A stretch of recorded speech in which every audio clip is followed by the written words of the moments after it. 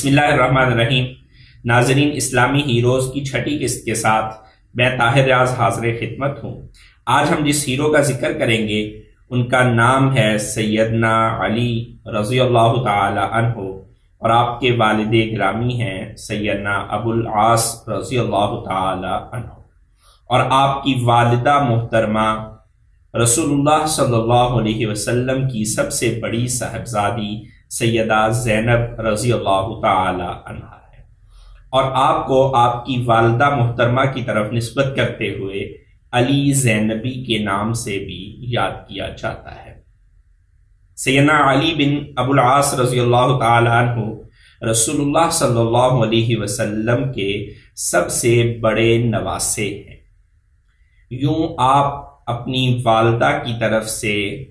ہاشمی قریشی ہیں اور اپنے والد گرامی کی طرف سے قبیلہ قریش کے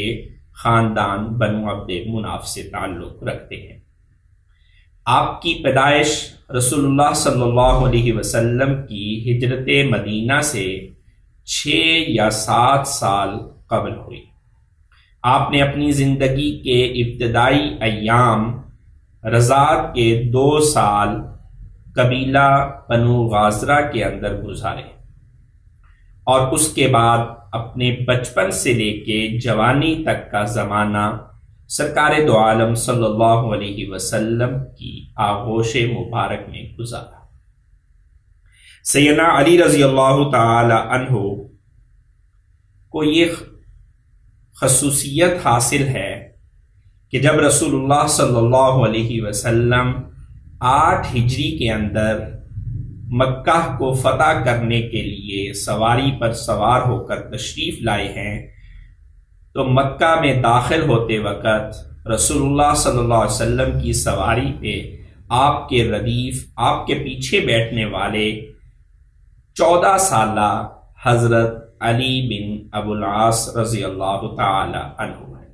بعض روایات میں آتا ہے کہ آپ کا انتقال رسول اللہ صلی اللہ علیہ وسلم کے زمانہ میں فتح مکہ کے کچھ دیر کے بعد ہو گیا، جبکہ دیگر روایات میں یہ بھی ملتا ہے کہ آپ سیدنا عمر فاروق رضی اللہ تعالی عنہ کے دور خلافت تک حیات رہے، اور 15 ہجری میں جب جنگ یرموک ہوئی اس میں آپ نے حصہ لیا، اور اس لڑائی کے اندر مردانہ وار شرکت کرتے ہوئے آپ شہید ہو گئے رضی اللہ تعالی عنہ۔ یوں آپ کی عمر تقریباً 22 سال بنتی ہے، جس سے ہمیں یہ سمجھ میں آتا ہے کہ انسان کو دنیا کے اندر بہت بڑا کام کرنے کے لیے، کوئی کارنامہ دکھلانے کے لیے